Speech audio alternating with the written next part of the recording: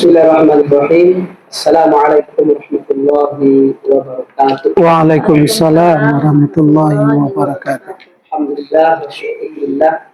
La haula wa la quwwata illa billah. Asyhadu an la ilaha illallah wahdahu la syarika lah. Wa asyhadu anna Muhammadan abduhu wa rasuluh sallallahu alaihi wasallam la nabiyya ba'da.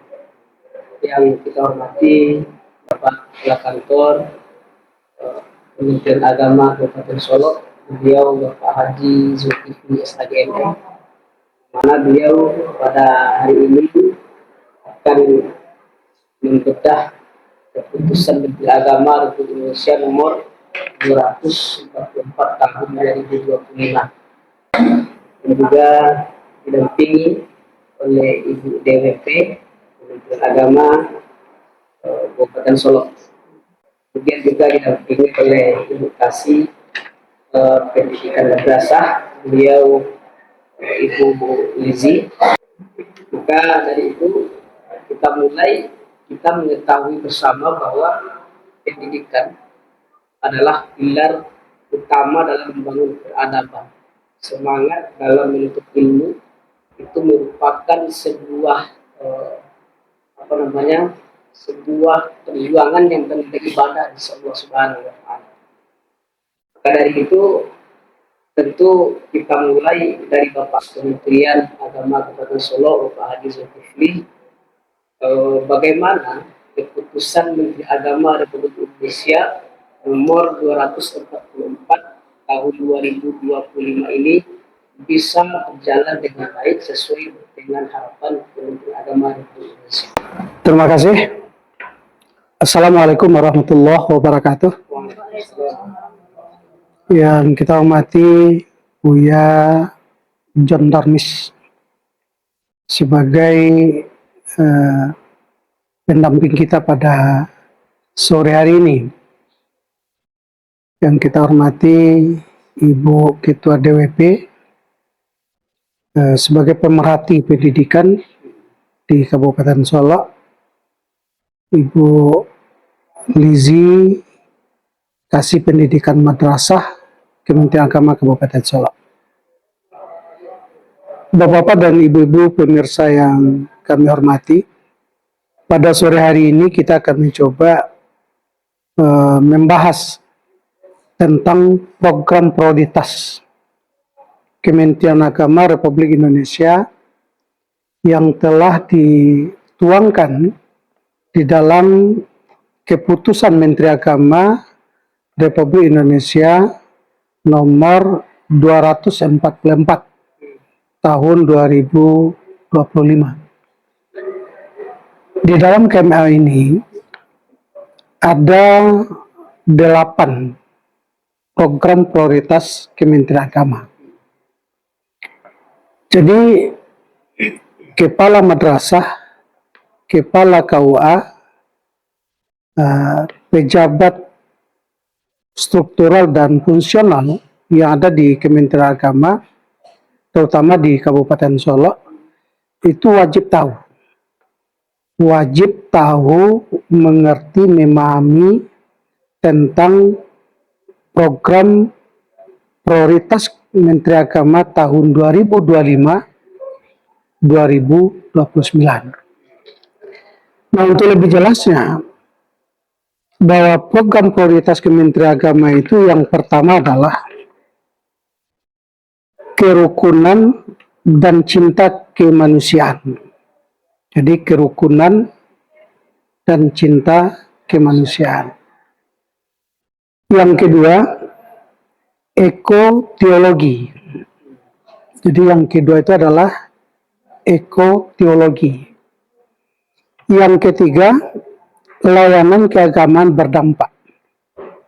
Layanan keagamaan berdampak. Yang keempat, pendidikan unggul, ramah, dan terintegrasi. Jadi pendidikan unggul, ramah, dan terintegrasi. Yang kelima, pondok pesantren berdaya. Jadi pondok pesantren berdaya. Yang keenam, pemberdayaan ekonomi umat. Jadi pemberdayaan ekonomi umat. Yang ketujuh, sukses penyelenggaraan haji. Sukses penyelenggaraan haji. Yang kedelapan, digitalisasi tata kelola. Digitalisasi tata kelola. Jadi 8 program prioritas ini, tentu pada hari ini kita akan coba membahas satu poin saja, yaitu tentang pendidikan unggul, ramah, dan terintegrasi.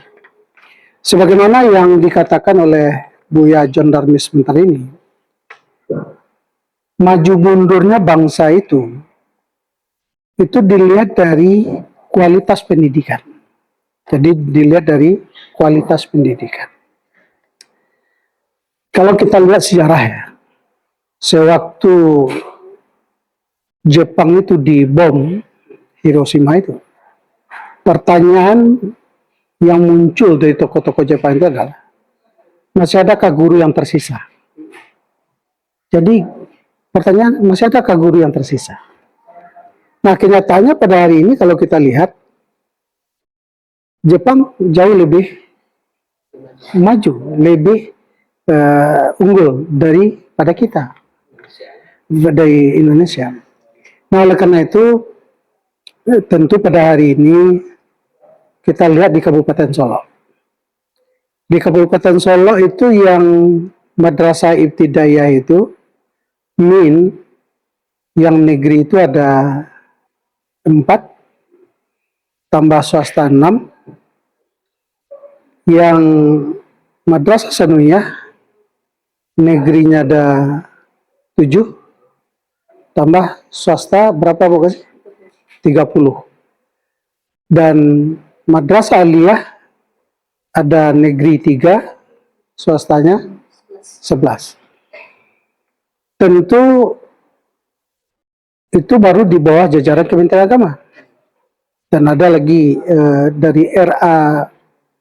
Nah, tentu Kementerian Pendidikan Nasional ada TK, ada SD, ada SMP, ada SMA. Nah, itu kan sejalan dengan kita mewujudkan pendidikan yang berkualitas. Yang perlu kita ingat adalah di jajaran Kementerian Agama itu, madrasah, pondok pesantren, itu ada 3 kurikulum yang berlaku. Yang pertama adalah kurikulum yang diputus oleh Menteri Pendidikan Nasional. Ada beberapa mata pelajaran umum. Setelah itu kurikulum yang dikeluarkan oleh Kementerian Agama dengan 5 bidang studi: akidah akhlak, Al-Quran Hadis, fikih, SKI, bahasa Arab.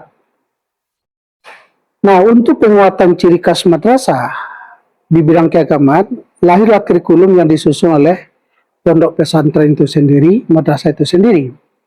Seperti ada pembelajaran kitab, ada tahfiz, ada tahsinul Quran, ada pidato dan lain macamnya itu. Nah, kalau di pondok pesantren itu kita belajar kitab kuning atau kitab gundul. Nah, yang kita harapkan dari jebolan dari madrasah itu sendiri, jebolan dari pondok pesantren itu sendiri, dia bisa memadukan antara konsep pikir dan zikir. Jadi keseimbangan antara kehidupan dunia dengan kehidupan akhirat. Bahasa lain adalah bahwa generasi ke depan itu mempunyai intelektual yang bagus dan mempunyai zikir yang hebat. Jadi dia muncul sebagai ilmuwan yang beriman. Kalau muncul dia sebagai pedagang yang beriman. Kalau muncul dia sebagai pengusaha yang beriman. Kalau muncul sebagai teknokrat yang beriman. Kalau muncul dia sebagai legislatif, yudikatif, eksekutif, dia dasarnya adalah iman. Nah, jadi oleh karena itu dari program prioritas Kementerian Agama itu pendidikan unggul, ramah, dan terintegrasi. Saya pikir itu Buya John Darwis. Terima kasih Bapak Haji Zulkifli SADMM.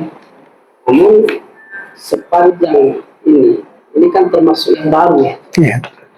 Kira-kira dimulai itu pelajaran tahun baru ini atau periode selanjutnya? Kalau program itu mungkin Bu Kasih bisa menjelaskan karena teknis ini. Oke. Teknis. Mungkin berangkat tagline madrasah itu seperti apa? Oh, iya. Jangkauan madrasah itu seperti apa? Itu kan teknis ya. Terima kasih Pak. Mungkin sebelumnya Ibu kasih sebelum mungkin dijalankan itu kapan? Mungkin sekaligus pertanyaannya langkah strategis untuk mengimplementasikan keputusan Kementerian Agama tahun 2025 ini. Silakan. Oke, terima kasih pertanyaannya Pak John Darwis. Di sini kita berangkat dari pasca prota tadi, yaitu mewujudkan pendidikan unggul, ramah, dan terintegrasi. Ini adalah sebuah visi komprehensif yang mana tujuannya yaitu untuk menciptakan lingkungan belajar yang optimal bagi semua pihak oleh siswa kita di madrasah, sehingga mereka belajar dengan enjoy, memaksimalkan segala potensi yang ada pada dirinya. Karena melalui pendidikan ini kita berharapkan generasi muda ke depannya cerdas, intelektualnya tinggi, memiliki integritas moral yang sangat tinggi. Karena kita di madrasah tidak hanya untuk pencapaian, tidak hanya untuk dunia saja, tapi juga untuk akhirat.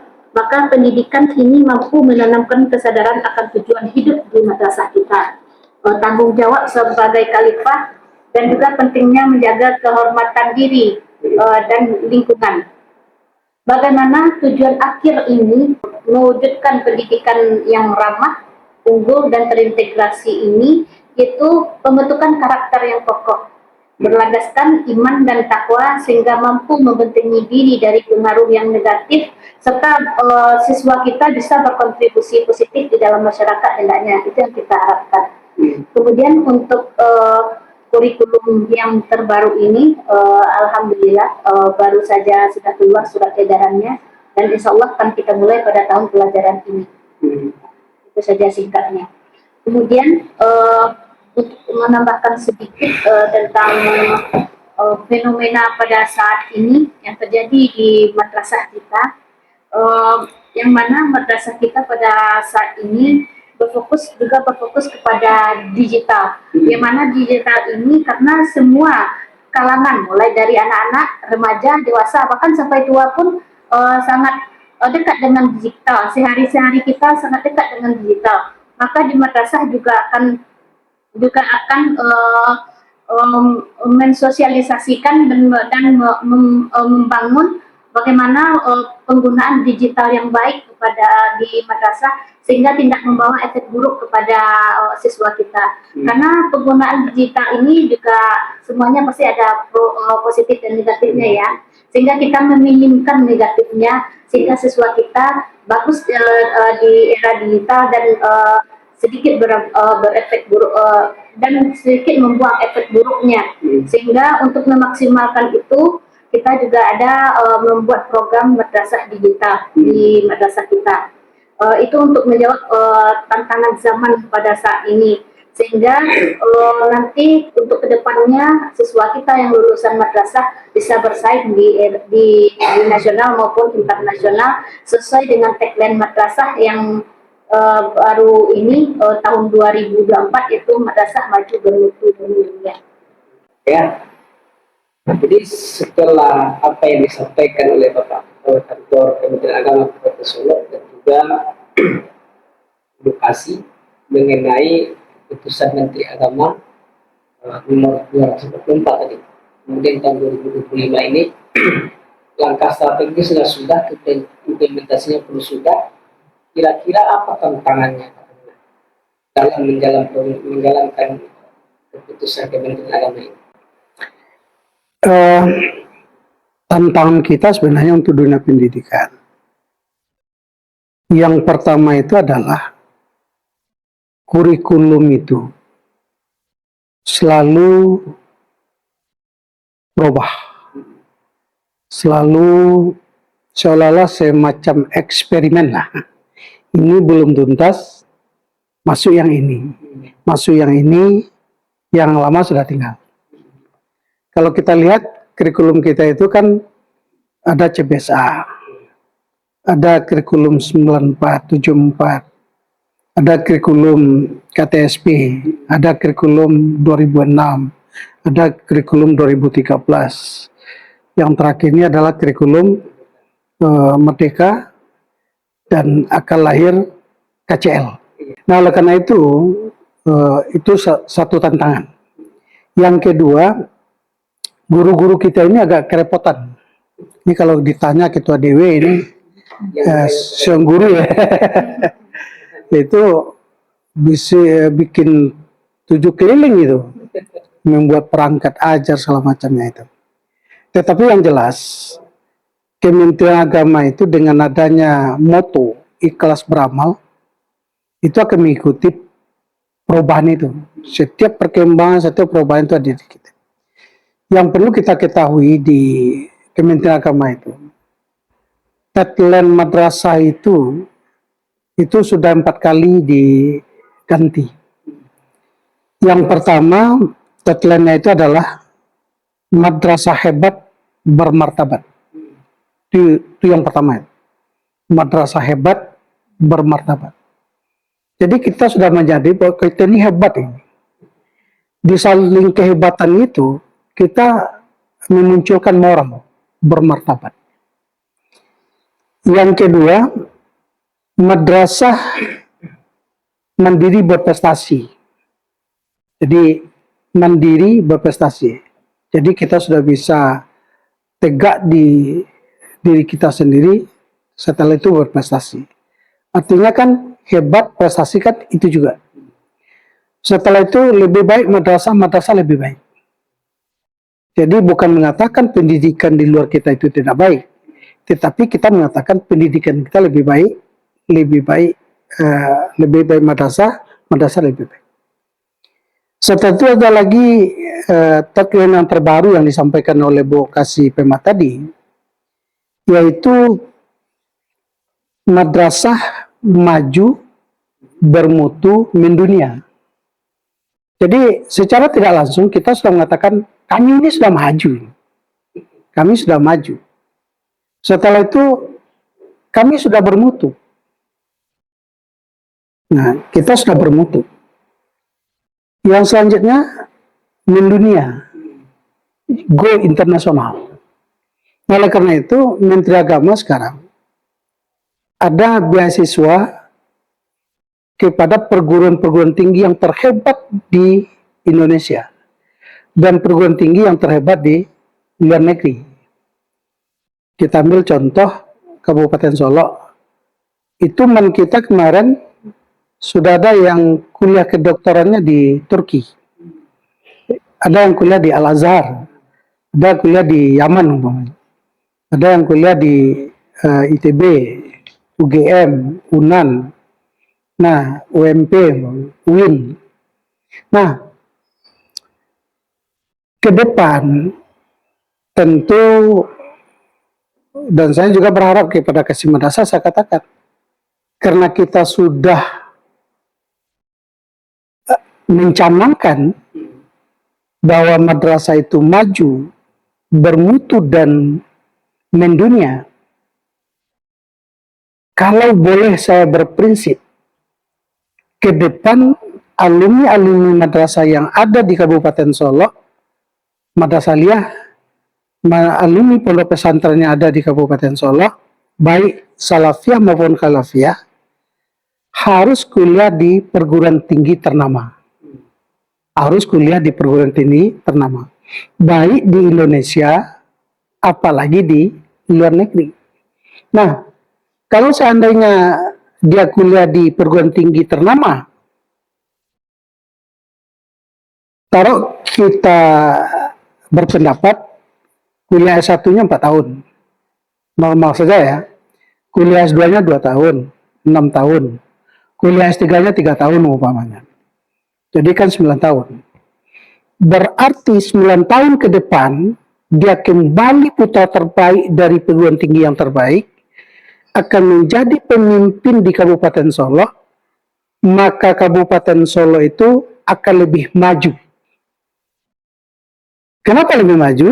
Karena dipimpin oleh generasi muda yang hebat, yang berkualitas. Tetapi bukan hanya sekedar hebat. Dia hebat, berkualitas, tapi mempunyai akhlak yang mulia, mempunyai martabat yang bagus. Coba bayangkan, nanti kita sudah tua-tua, kita sudah pensiun umpamanya, dipimpin oleh generasi yang hebat, negeri yang sudah hebat, akan lebih bangga kita. Akan lebih bangga kita. Nah, saya kalau boleh saya berkata, mudah-mudahan masyarakat kita tidak marah pada kita. Kalau dulu orang Malaysia itu kuliah pada kita, saya masih ketemu teman-teman dari Malaysia itu kuliah di Imam Bonjol Padang. Pada hari ini, kita yang kuliah ke sana. Padahal seharusnya dia yang kuliah ke sini, dia yang belajar ke sini. Kalau sekarang enggak, kita yang belajar di sana. Bahkan kalau kita ukur kemajuannya lebih maju dia pada kita.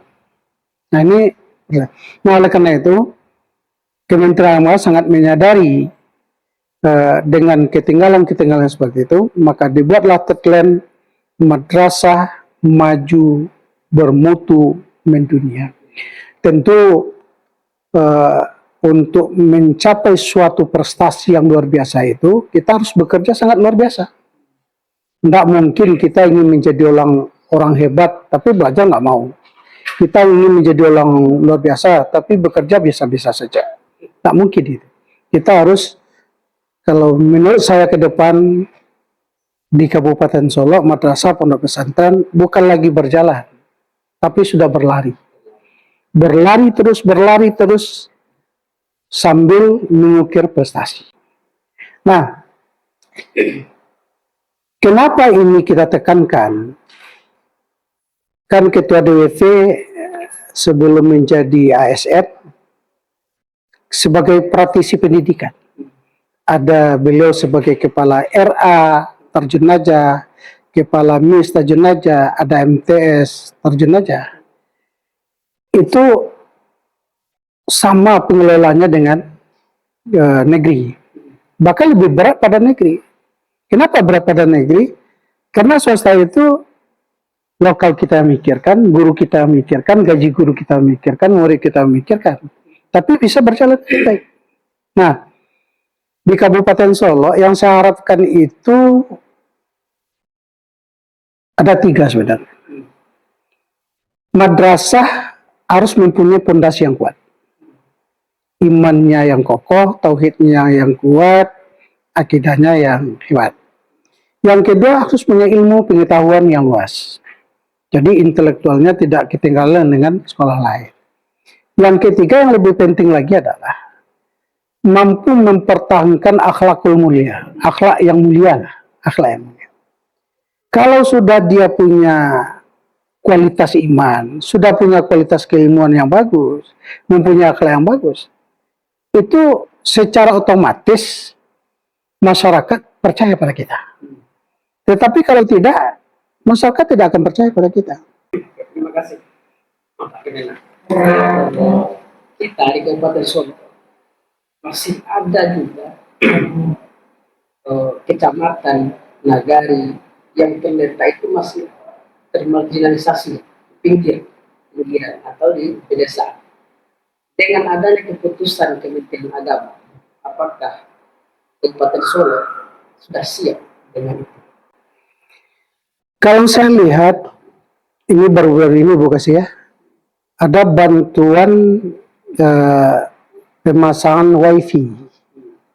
Jadi sekarang tidak ada lagi daerah Kabupaten Solo itu yang tidak terjangkau oleh internet. Itu salah satu contoh terletak Teleng.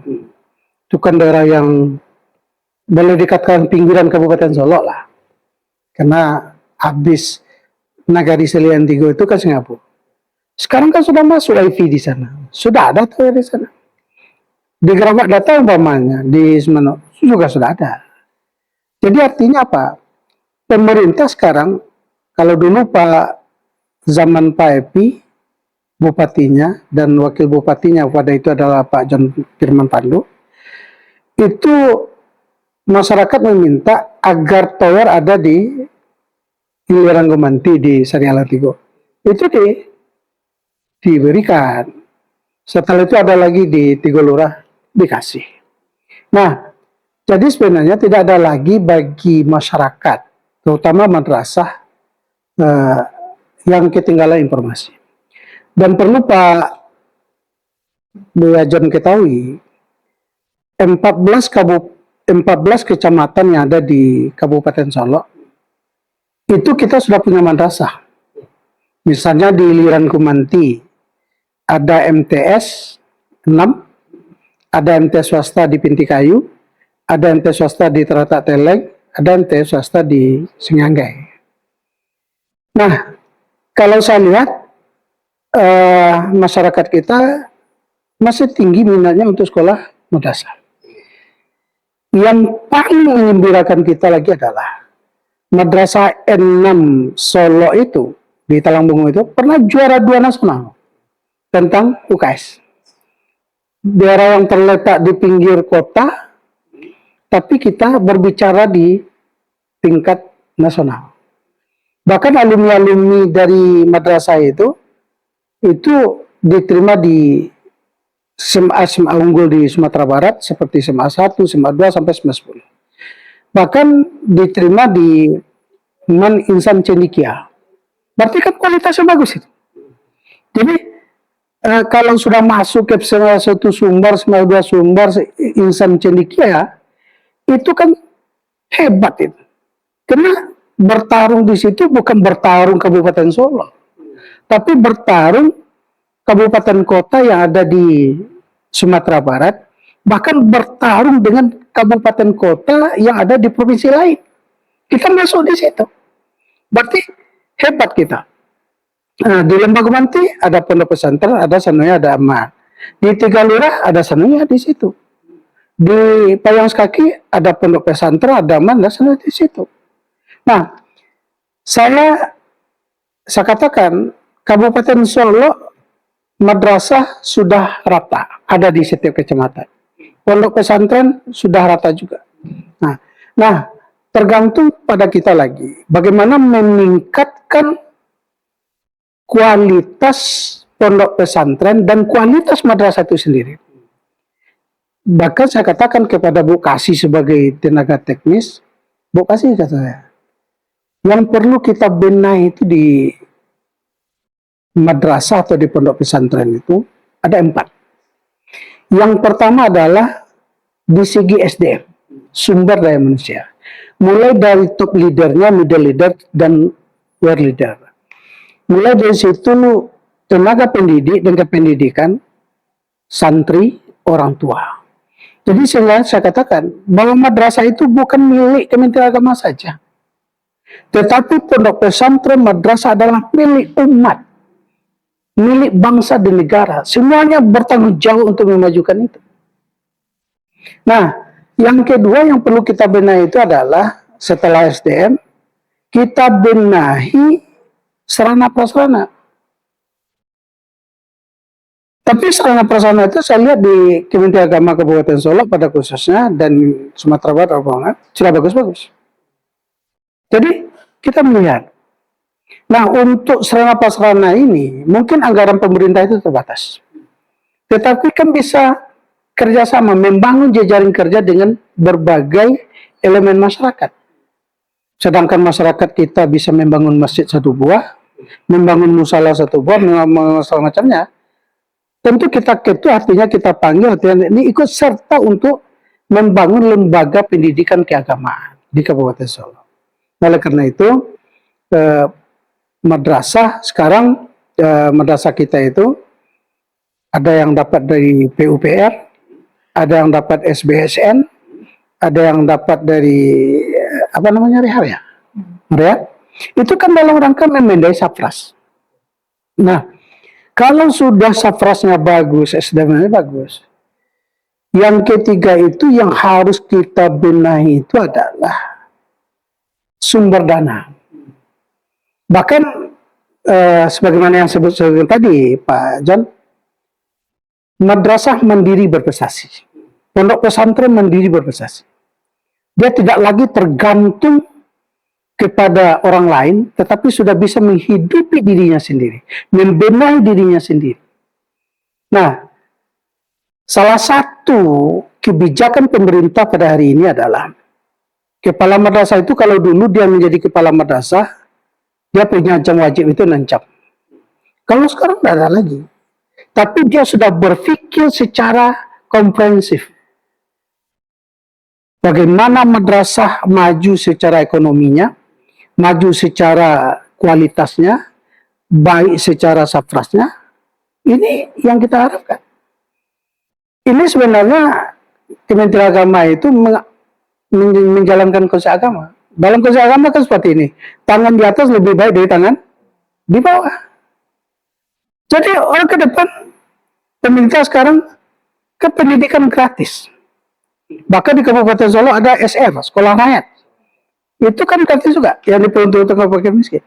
Jadi pemerintah ingin maju itu, berbagai usaha, berbagai pikiran, berbagai strategi yang dilakukan agar rakyatnya, agar generasi mudanya bisa mempunyai kualitas yang tinggi. Justru karena itu dikatakan generasi emas tahun 2045.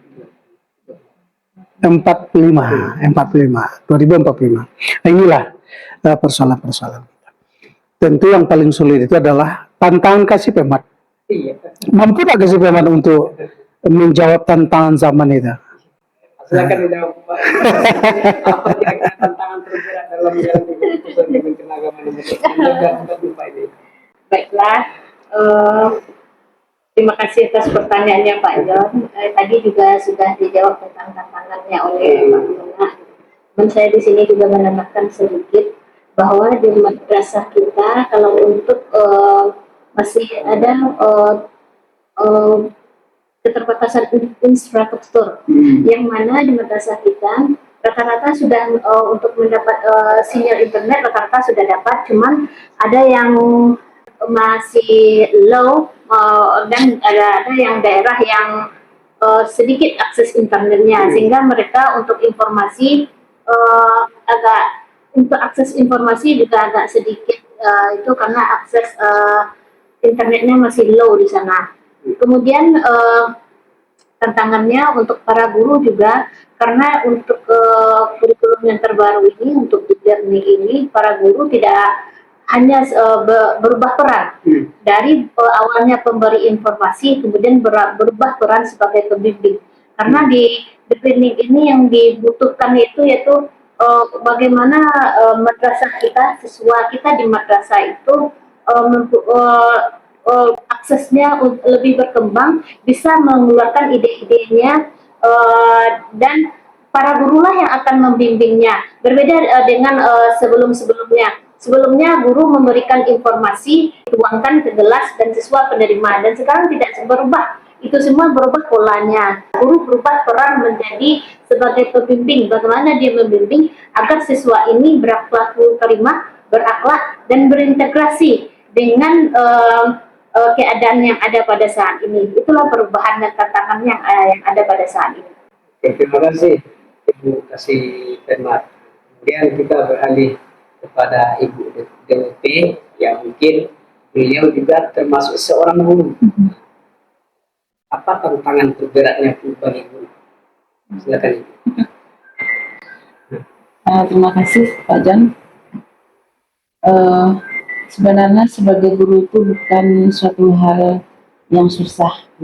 Kalau sebenarnya kalau keinginan kita timbul dari hati kita menjadi guru, apapun tantangannya pasti akan kita jawab. Apalagi sekarang kurikulum sudah berubah menjadi kurikulum cinta namanya. Itu merupakan suatu perubahan bagi guru yang ada di madrasah. Kenapa? Karena pada saat ini dengan kemajuan digital yang dilakukan oleh anak-anak baik di rumah, karena sekarang sudah eh, banyaknya pakai internet, maupun tugas apapun yang diberikan oleh madrasah itu berhubungan dengan internet semuanya. Tapi melalui itu kita sebagai guru harus mampu membimbing dan menjaga anak-anak ini biar tidak terlalu jauh dalam penggunaan media sosial. Karena pada saat ini sungguh banyak tantangan bagi guru, kenakalan-kenakalan remaja, baik itu di bagian MTS, MAN, sudah kita ketahui bahwasanya banyak terpengaruhnya dari digital atau media sosial. Jadi kami sebagai guru itu merupakan suatu tantangan yang luar biasa yang akan kita lakukan di madrasah. Mudah-mudahan dengan pengabdian yang mutunya ikhlas beramal dapat mengubah anak-anak didik kita menjadi anak yang berakhlak karimah dan menjadi dambaan dari orang tua mereka masing-masing. Terima kasih Ibu DWP yang juga telah memberikan